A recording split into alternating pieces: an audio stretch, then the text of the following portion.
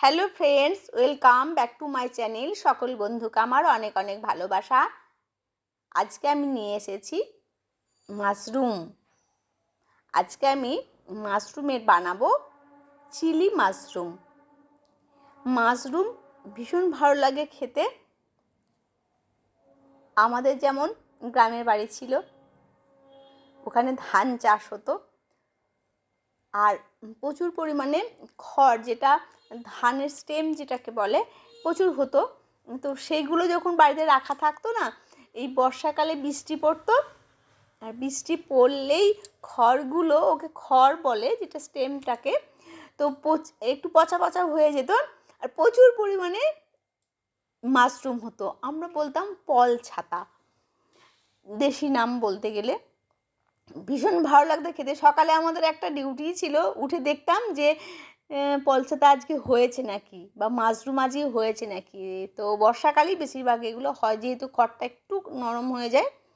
আর এখন তো এইগুলো পুরো বিক্রি হচ্ছে মার্কেটে মাশরুম, কিন্তু ছোটোবেলা থেকে খেতে এইগুলো চালানি, যেগুলো না, এই মাশরুমগুলো একটু শক্ত, ডান্ডাগুলো একটু চিবাতে হয়, কিন্তু যেগুলো আমাদের দেশি, যেগুলো আমাদের ঘরে বানাতাম হতো, সেগুলো ভীষণ নরম আর খুব টেস্ট। এইগুলো খুব টেস্ট না, কিন্তু এগুলো তো পেঁয়াজ রসুন ভালো করে দিয়ে তবে বানাতে হয়।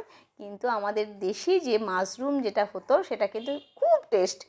একদম শুধু জাস্ট একটু যদি পেঁয়াজ দেওয়ারও দরকার পড়তো না, জাস্ট একটু ফ্রাই করলে কিন্তু ভীষণ ভালো গন্ধ হতো আর টেস্টিও হতো। ঠিক আছে, এখন তো সেই সব দিন চলে গেছে, এখন বাজারের কেনা জিনিসই আমরা খাচ্ছি। তো মাশরুমটাকে খুব ভালো করে ধুয়ে নিয়ে আমি একটা ব্যাটার বানিয়ে নিলাম ময়দা আর কর্নফ্লাওয়ার দিয়ে। সামান্য লঙ্কা গুঁড়ি দিয়েছি, আপনারা আরও অন্য মশলাও দিতে পারেন আর নিজেদের টেস্টের মতো। আর খুব ভালো করে ধুয়ে নিয়ে আমি পকোড়া বানিয়ে নেব প্রথমে। তো একটা একটা করে আমি বানিয়ে নিচ্ছি এইভাবে।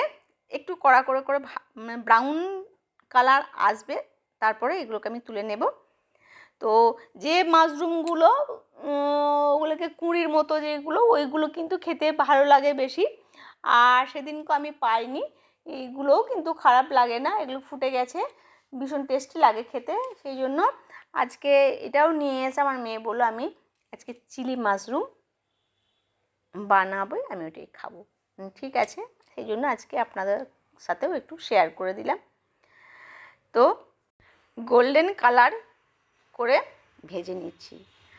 সব আমার ভাজা হয়ে গেছে, অনেকগুলোই হয়েছিল।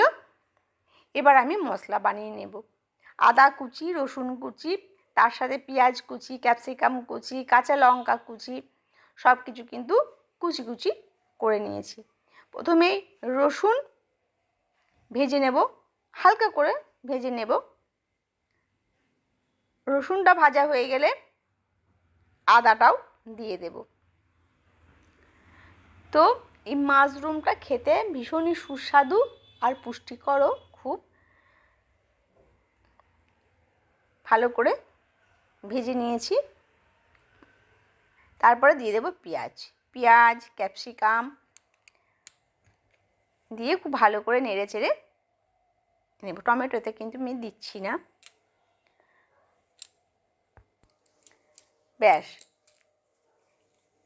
চিলি মাশরুম চিলি বানালে কিন্তু খুব বেশি ফ্রাই করতে হয় না, হালকা হালকা করে ঢাকা দিয়ে ভেজে নেব, তাহলেই কিন্তু নরম হয়ে যাবে আর কাঁচা কাঁচাই ভালো লাগে খেতে।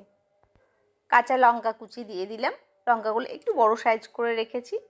আবার ভেজে নেব বা হালকা করে ফ্রাই করব, যতক্ষণ একটু নরম না হলে পরে সেদ্ধ হবে না, সেই জন্য হালকা করে ভেজে নেব। এবার একটা আমি সস বানিয়ে নিচ্ছি, চিলি সস, টমেটো সস আর সয়া সস। একটা আমি সস বানিয়ে নিচ্ছি, এই সসটা আমি দিয়ে দেব।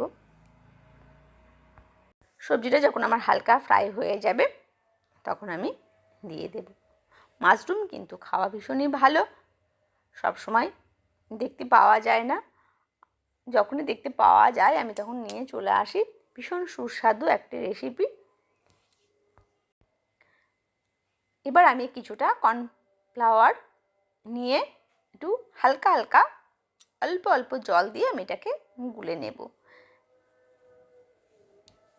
তারপর আমি এটাকে ওই কষার মধ্যেই দিয়ে দেব, আর বাটিটাও ধুয়ে একটু জল দিয়ে দেব। ঝোলটা আমার ফুটে উঠলে পকোড়াগুলো দিয়ে দেব। এবার উপর থেকে দিয়ে দেব গোলমরিচ, গোলমরিচটা ভীষণ ভালো লাগে খেতে। আর দিয়ে দেব লাল লঙ্কার গুঁড়ো। লাল লঙ্কাটা একটু ঝাল আছে, আপনারা আপনাদের স্বাদ মতো দেবেন, কারণ যেহেতু গোলমরিচ পড়ছে লাল লঙ্কাটাও আপনাদের পছন্দ মতো দেবেন।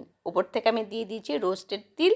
অবশ্যই এইভাবে একবার বানিয়ে খেয়ে দেখবেন। ভালো থাকবেন, সুস্থ থাকবেন। দেখা হবে আবার পরবর্তী কোনো ভিডিওতে।